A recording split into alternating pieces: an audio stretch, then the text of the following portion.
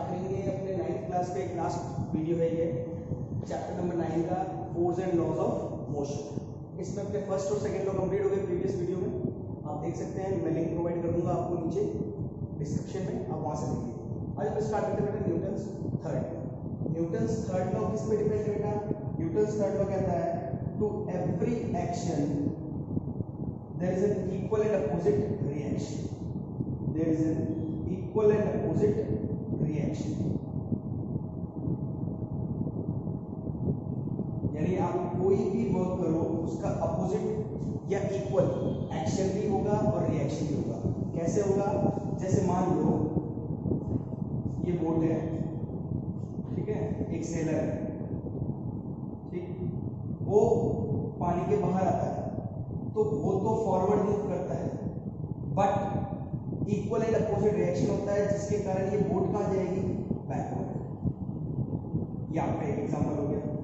When sailor jumps out of boat, he moves forward, but the boat moves backward. This law is derived by Newton's. Okay, ये third law of motion है। Next एक और example है बेटा gun वाला, recoil वाला आपने देखा हो, ठीक है। जब भी गन से अपन फायर करते हैं तो क्या होता है? गन से फायर करते हैं तो बुलेट कहां जाती है? फॉरवर्ड, बट वो इक्वल एंड अपोजिट रिएक्शन देती है गन को, और गन कहां जाती है? रिकॉइल करती है, यानी पीछे की तरफ आती है।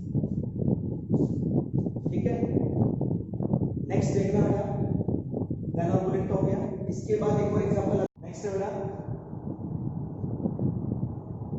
Walking of a person. कोई भी पर्सन वॉक करता है तो भी वो थर्ड लॉ ऑफ मोशन में जाता है। कैसे जाता है बता देता हूँ। अपन जब भी वॉक करते हैं अपने दोनों पैर एक साथ ले जाते हैं, एक पैर आगे रहता है तो दूसरा पैर कहाँ रहता है? पीछे। दोनों पैर आगे रख के अपन जा सकते हैं क्या? एक बार इमेजिन करना, दोनों पैर आगे रख के अपन कूद सकते हैं, लेकिन वॉक कभी भी नहीं कर सकते। तो जो भी पर्सन अपना फ्रंट फुट जो आगे रखता है वो तो एक्शन करता है, बट उसका बैक फुट जो होता है वो क्या करता है? रिएक्शन। उसी की वजह से अपन आगे फॉरवर्ड में मूव करते हैं, और जो लैंड है या जो भी सरफेस है वो किस कहाँ मूव करेगी? बैकवर्ड की तरफ। ये एक और एग्जांपल हो गया। एक जो 9th क्लास के लिए इंपॉर्टेंट है और ये क्वेश्चन आता है आजकल के आपके एमसीक्यू आने लगे हैं। तो एमसीक्यू में क्या इंपॉर्टेंट क्वेश्चन आता है कि वर्किंग ऑफ रॉकेट कौन से लॉ पे डिपेंड करती है? वर्किंग ऑफ रॉकेट कौन से लॉ पे डिपेंड करती है? तो बेटा इधर देखना आप, जैसे अपन इमेजिन कर रहे हैं ये रॉकेट है, क्लियर। अब ये जो रॉकेट होता है ये थर्ड लॉ ऑफ मोशन पे डिपेंड करता है।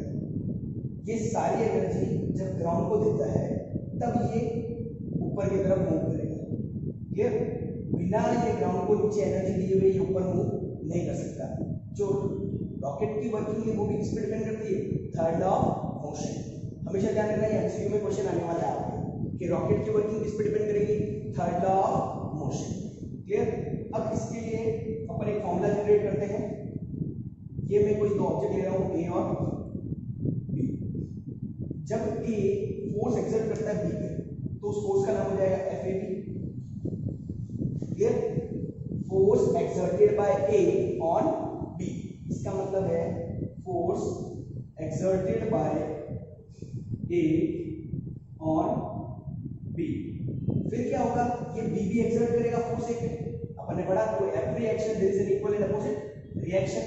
तो ये जो फोर्स होगा वो होगा एफ बी ए, यानी force exerted by B on A। अब इससे फॉर्मूला जनरेट क्या होगा? इक्वल एंड अपोजिट बोलते हैं, चलो F A B equals to F B हो गया, बट अपोजिट नहीं बताया। अपोजिट के लिए मैं क्या लगा दूंगा? नेगेटिव से। तो ये आपका फॉर्मूला बन गया F A B equals to minus F B.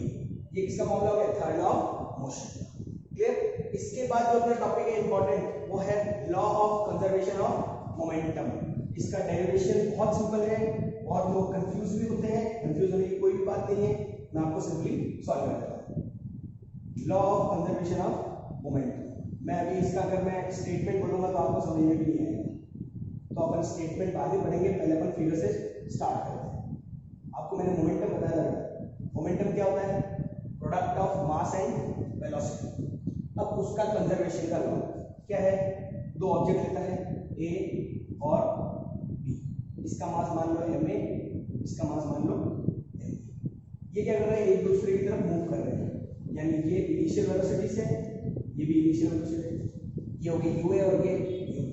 अब ये क्या कर रहे हैं, कोलाइड हो गए, कोलाइड यानी एक दूसरे से भिड़ गए, भिड़े हुए।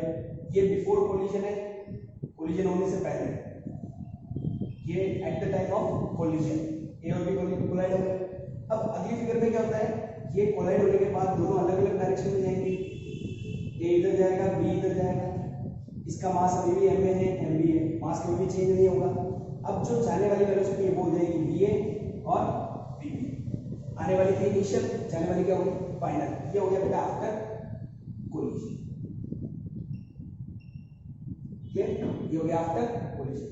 अब यहां से सिंपल हम डिराइव करेंगे, थर्ड लॉ ऑफ मोशन से होता है, तो थर्ड लॉ ऑफ मोशन का आपको फोर्स का फॉर्मूला पता है, FAB वाला, तो क्या होता है FAB, क्या होगा, तो एक जनरल फॉर्मूला बताता हूं, F इक्वल टू ऐसा होता है, फर्स्ट क्लास में पढ़ा था, तो FAB क्या होगा, MA ही होगा। बट यहाँ पे एक्सेलरेशन अपने पढ़ा नहीं पढ़ा, अपन ने दो वेलोसिटी पढ़ी, इनिशियल और फाइनल। तो अब देखेंगे ना इधर FAB क्या होगा, A ने B पे फोर्स एक्सर्ट किया, क्या B ने कोई फोर्स लगाया क्या पे, नहीं, तो सारी चीजें अपन को किसके लिखनी है, A की, MA, A को लिख सकता हूं मैं V minus U upon T, ये हो गया VA और सारी चीजें A की आ गई। जब FAB लगाओगे तो सारी चीजें किसकी आ गई, A की, MA VA minus UA upon T। अब मैं FBA की बात करूंगा, तो B ने किस पे फोर्स लगाया, A पे, तो सारी चीजें किसकी जाएगी, B की, VB minus UB upon T, सारी चीजें लिखे। अब बाय थर्ड लॉ आप लिख दो,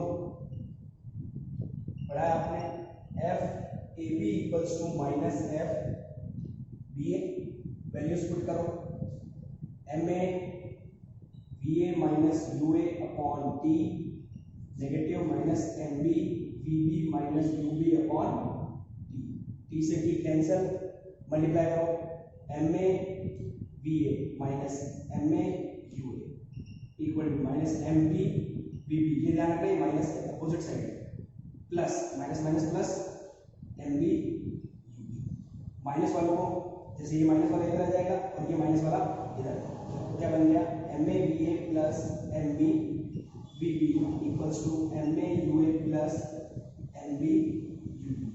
ये है बेटा आपका law of conservation of momentum. इसी से सारे आपके न्यूमेरिकल्स होंगे, ये इंपॉर्टेंट है न्यूमेरिकल्स की बेसिस, ध्यान रखना।